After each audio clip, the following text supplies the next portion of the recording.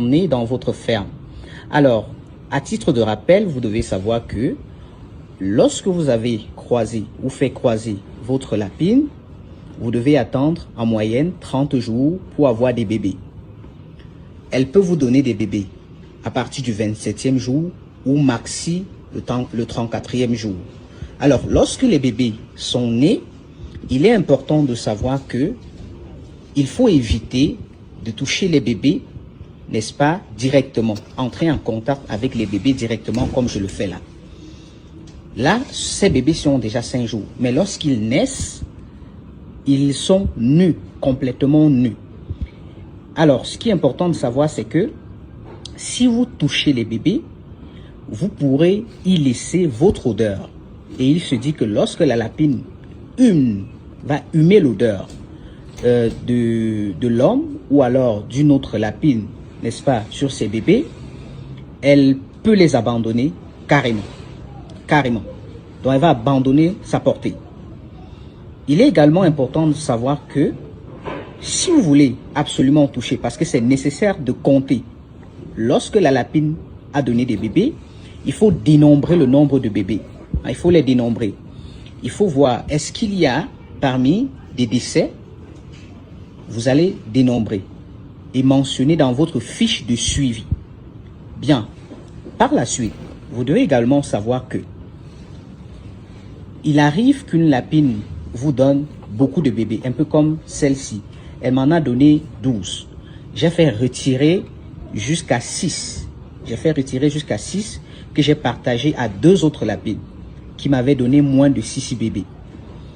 Alors, pourquoi je le fais? C'est pour avoir des bébés un peu plus robustes. Voilà, je vous ai expliqué comment on fait des adoptions.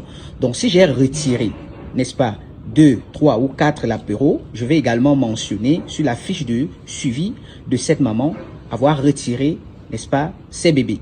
Je vais également mentionner dans la fiche de suivi des mamans qui ont adopté les bébés de cette maman.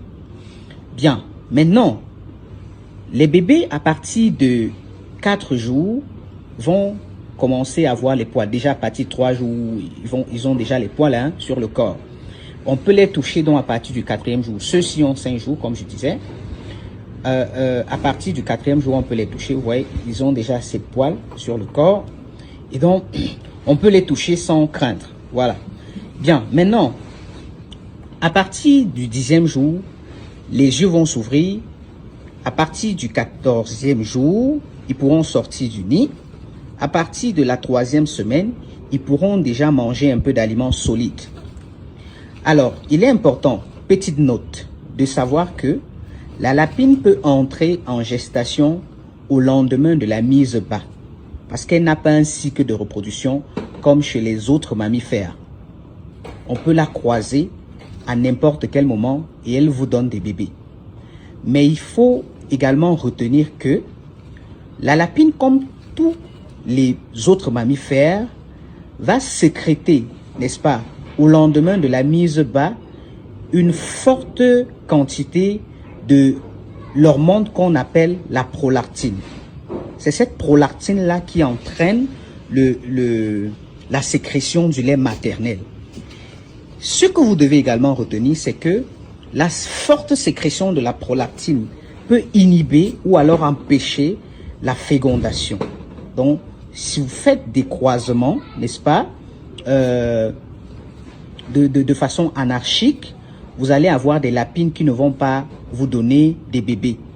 Donc, vous allez faire un croisement ou 2, vous n'aurez pas de résultat. Parce que justement, vous avez croisé la lapine au moment où elle avait atteint le pic de sécrétion de sa prolactine.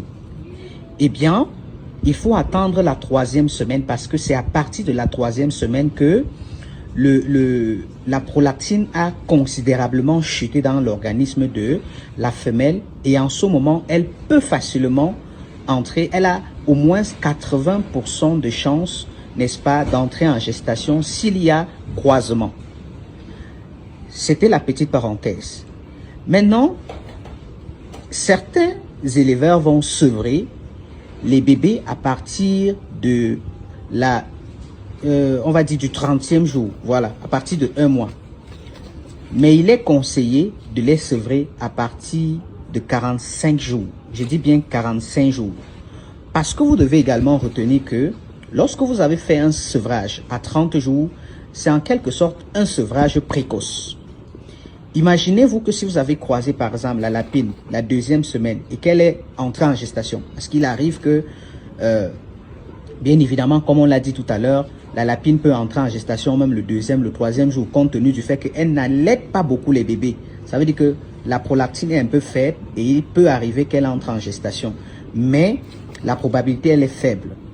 Sauf que si elle entre en gestation, par exemple, à la 2e semaine, vous serez obligé de faire un sevrage précoce. Et quand vous avez fait un sevrage précoce, ce qui va se passer, c'est que les latéraux seront extrêmement fragiles. Un peu comme les mamans qui sèvrent les bébés chez les humains à 6 mois, par exemple. Le bébé n'a pas encore suffisamment bénéficié, n'est-ce pas, des bienfaits du lait maternel. Lorsque vous sevrez donc vos latéraux à 30 jours, vous allez avoir un taux de mortalité un peu plus élevé. Par exemple, si la maman vous a donné 10 bébés, vous risquez perdre en moyenne 5 ou 6 parfois. Voilà pourquoi il est conseillé d'attendre 45 jours. Parce que lorsque on a sevré tôt les latéraux, l'organisme, n'est-ce pas, ne bénéficie plus des avantages du lait maternel, ce qui est logique. Ça, c'est un. De deux, parce que l'organisme ne bénéficie plus donc de ce lait-là, les latéraux vont commencer à avoir peur, à stresser. Conséquence, ils vont faire de la diarrhée, ils vont mourir. Alors, quand je dis 45 jours sevrage, il faut également retenir que le sevrage se fait en fonction de la robustesse des animaux. Il y a des latéraux qu'on va sevrer à